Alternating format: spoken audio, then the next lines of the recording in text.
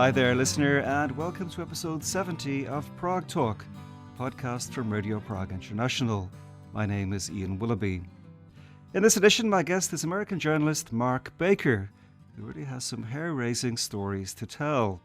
Mark spent time in Czechoslovakia in the late 1980s and was long curious if the communist state secret police had kept a file on him.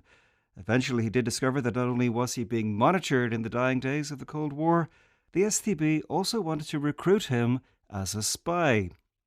Mark, who in 2021 published the memoir Czas Proměn, or Times of Change, has just begun sharing this story in a series of blog posts. And we discuss it all right now in this episode of Prague Talk.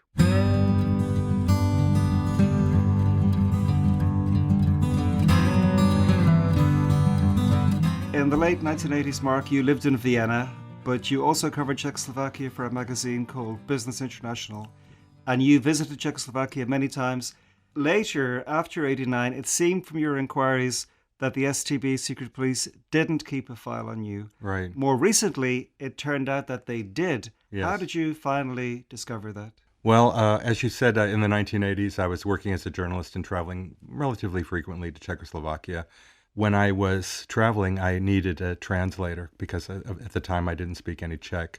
And our company hired a fixer and a translator. His name was Arnold.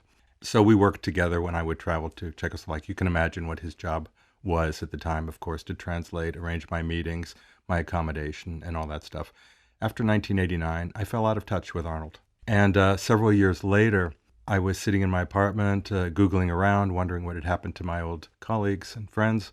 And I Googled Arnold's name, and one of the search results returned a PDF of a report that was authored by the Military History Institute here, a researcher named Dr. Prokop Tomek. And that's when I first learned that Arnold had a double job, basically. I mean, he was not only my translator, but he was also a paid informant for the secret police. So naturally, I thought, of course, maybe I was one of his main targets. You know, there's a very logical assumption. I made inquiries, as you said, and they came back and said, you don't have a file. And I was really surprised. And in fact, when I started my book, Czas Proměn, in 2021, I wrote with the assumption that I did not have a file. It was only after I published the book that Dr. Tomek himself, I had sent a copy to him, Dr. Tomek himself, and he wrote me over the Christmas 2021 holidays that he thought it very unusual that a person with my background wouldn't have a file. And so we went back into the archives, and that's when he found that I did have a file. You had to wait a month between this email from Prokop Tomek and actually getting to see the file on you. That's very correct. What was going through your mind in that month? First off, there was the surprise that I had a file. But secondly was the email that Dr. Tomek sent me itself. Not only that I had a file, but then he added just a few lines, maybe just to spice up the email or whet my appetite. And he said, oh, and by the way, the STB wanted to recruit you to work for them as an agent, a paid informant, and your job would be to spy on Americans in Vienna. And I thought, what? So I was really anxious to get my hand on the file. I was worried that once I read the file, that I would find out that friends or, maybe girlfriends or whatever had informed on me in some capacity. I mean, you just never know. And also, maybe the file had been altered or embellished or changed. I mean, these things are not objective pieces of work. They're very subjective, things that can be manipulated really easily. So I was a little bit apprehensive, and at the same time, I was very excited, of course. I wanted to know all the details about what this crazy plot was. And what exactly were the STB hoping to use you for? What do they think you could do for them? At first, I had really no idea. You have to put yourself back in my place in the 1980s. I was really fresh out of university. Like I said before, I didn't speak Czech. I didn't really know this country that well. I don't know exactly what they felt that I could be useful for. But once I had a chance to page through the materials, and they were sprawling, they were all over the place, and there was a large group of papers from an operation called Operation Oheň, which means in English, Operation Fire. And I later learned that that was a Czechoslovak espionage plan to try to infiltrate American institutions across Europe. And one of the target cities for the operation was Vienna. So after I was able to go through the materials with a translator and really figure out what was going on, it became very clear that they were training me in a certain sense to be an agent for them for Operation Ohen. It's kind of flattering also, though, because they saw you as a potential high flyer who could get a job at Voice of America or the BBC. They thought this is the guy to follow. Well, that was encouraging. I mean, they really did believe in me back then, I guess you could say. But it was also kind of startling, that not only were they monitoring my activities when I came to Prague, but they were keeping track of my career in Vienna. I mean, they had known that I had gotten a recent promotion to be an editor of a book series that they published in Vienna at the time, that I had gotten a raise in pay. And your code name was Inter. Why Yes. was it Inter? Well, the company that I worked for was Business International, so probably that was a reference to that. When I would travel to Prague, they often wanted me to stay in the Hotel Intercontinental, which, I've written about in the past. So it could also have been that. One thing, Ian, that I learned when I was going through the file is that some of the names, the code names, are actually very good. It's very difficult to figure out who that person is. And sometimes the code names are just extremely lazy and even dumb. Well, the code name of Arnold was Arnol. Arnol, Arnol, at least in some of the files, that was his name. How many people in this country have that name? And to have that code name would be relatively transparent, I think. When the STB were preparing to turn you, they made a kind of psychological evaluation, including, if I may, some lines like, he cares a lot about his appearance, with which he's probably not satisfied. Yeah. Inter always showed a great interest in girls, but he didn't get many. It's obvious that a matter of sex will be a weak side of Inter's psyche. Yeah. What are your feelings reading this stuff today? I mean, first off, it's, painful to read an evaluation of you when you're mid-20s from, somebody presumably hostile observer. And, of course, it was a little bit embarrassing, all that stuff. But I also laughed. That could explain a lot of people, a lot of guys at that time. That could be me. Great interest. Didn't get many. But on the other hand, I thought, well, how did they even get this information? I mean, on what basis did they make these? And I realized that they couldn't have had much of a basis for this. So this was kind of projection on their part. And I think it set the stage for how they wanted to exploit my perceived weaknesses toward their own goals. The story gets considerably crazier when in early November 1989, the STB planned a honey trap operation against you for a hotel in Bratislava using video and audio surveillance equipment. That's correct. Yeah. That was a trip that I actually managed to write about in my diary quite extensively. So at least it was a trip to Prague first and Bratislava. The Bratislava thing was just supposed to be one night, one terrific night, from the 9th to the 10th in the Hotel Devin.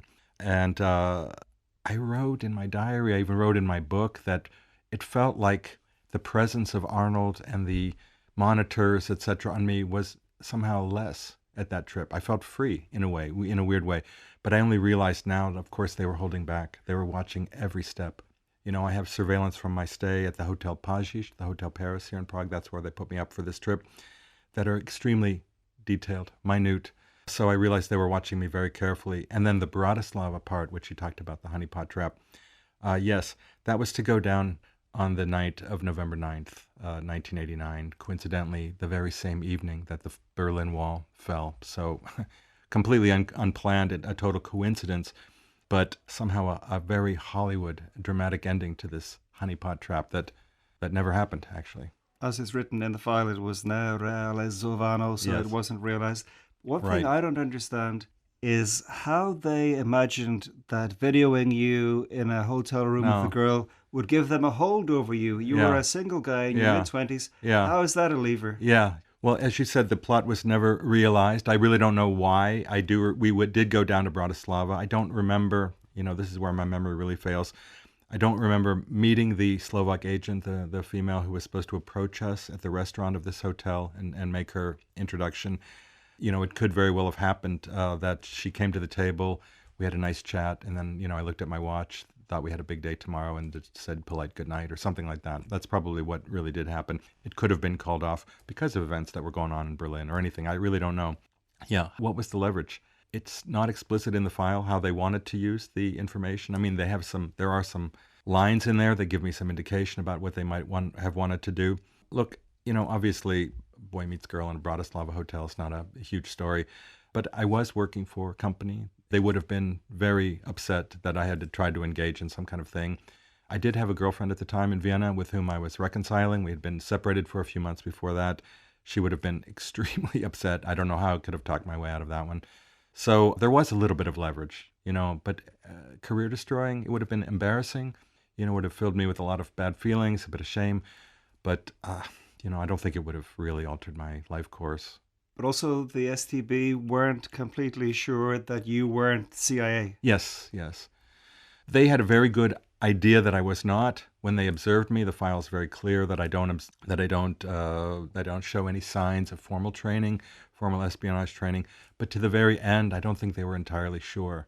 Perhaps the craziest aspect to me is that the STB didn't just imagine this female agent, whatever she was, this Ina, would have a one-night stand with you. Right.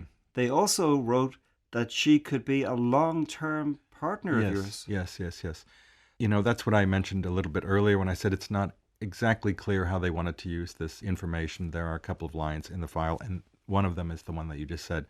Perhaps they could have used this audio and video thing to use as blackmail to force me into cooperation. Or perhaps the other plan, it's mentioned in the file, was that I would never know anything about this operation, but that I would be so taken with Ina that I would fall in love, and then I would bring her to Vienna with me to be my wife. Or we would, start a relationship that could blossom into something. I suppose it's conceivable, it depends a lot on a million things. But it just seems like a very far-fetched and disturbing aspect of this whole operation. But similar things did happen in the Cold War. Right. I often wonder about these people who were willing to do these things. For example, I read about some Czech agents who, in their late teens or early 20s, joined a seminary and went to Rome. And they were communist agents in Rome, and they stayed there for decades, their whole lives devoted to this. Right. It's inconceivable to me. What would have been her motivation? Ina's her code name was T.S. Ina, I-N-A. What would have been her motivation?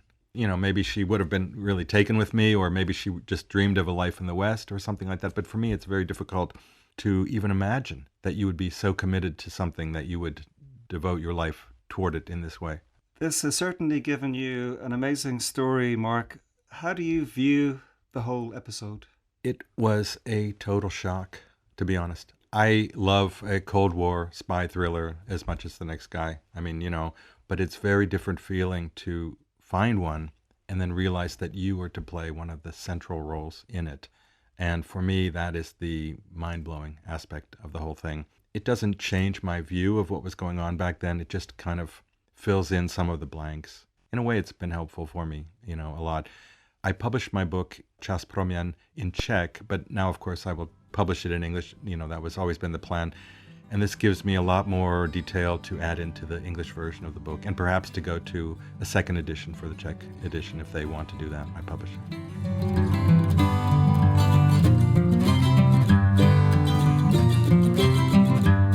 Thanks a lot to Mark Baker for sharing his fascinating story with me here on Prague Talk, which is of course produced by Radio Prague International.